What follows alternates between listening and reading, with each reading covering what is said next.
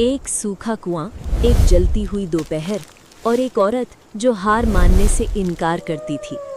गांव की सीमा पर एक पुरानी हवेली थी। वहां रहती थी सावित्री, एक विधवा जिसकी कोख से जन्मे 2 बच्चे थे और हाथों में बस कुछ बीघे सूखी जमीन। उस साल बारिश नहीं हुई, खेत जल गए, कुआं सूख गया। पड़ोसियों ने पानी देने से मना कर दिया क्योंकि उनके पास भी कम था। सावित्री के बड़े बेटे राजू ने कहा, माँ, शहर चलते हैं, यहाँ भूखे मर जाएंगे।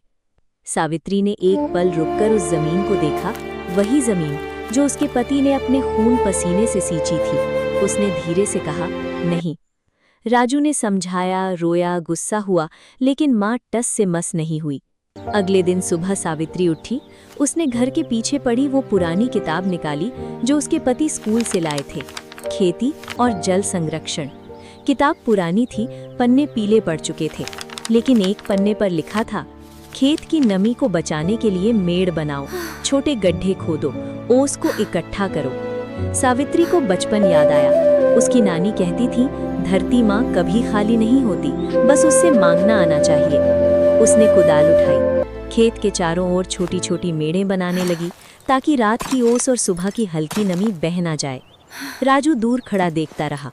पहले दिन वो नहीं आया, दूसरे दिन भी नहीं, लेकिन तीसरे दिन जब उसने देखा कि उसकी बूढ़ी माँ अकेले धूप में काम कर रही है, वो चुपचाप पास आया और कुदाल उठा ली। दोनों ने मिलकर काम किया। 1 हफ्ते में मेड़े बन गई। सावित्री ने फिर उसी किताब में पढ़ा कि पुराने तरीके से नीम और बबूल की पत्तियां जमीन में दबाने से नमी टिकती है। उसने वैसा ही किया। पड़ोसी हंसते थे, ये पागल औरत मिट्टी से पानी निकालेगी, लेकिन सावित्री को किसी की हंसी से फर्क नहीं पड़ता था। 2 हफ्ते बाद एक सुबह राजू दौड़ता हुआ आया, माँ, माँ देखो, खेत के एक कोने में जहाँ सबसे गहरा गड्ढा था, जमीन गीली थी, हल्की सी, लेकिन ये थी। सूखा नहीं है। सावित्री वहां घुटनों के बल बैठ गई।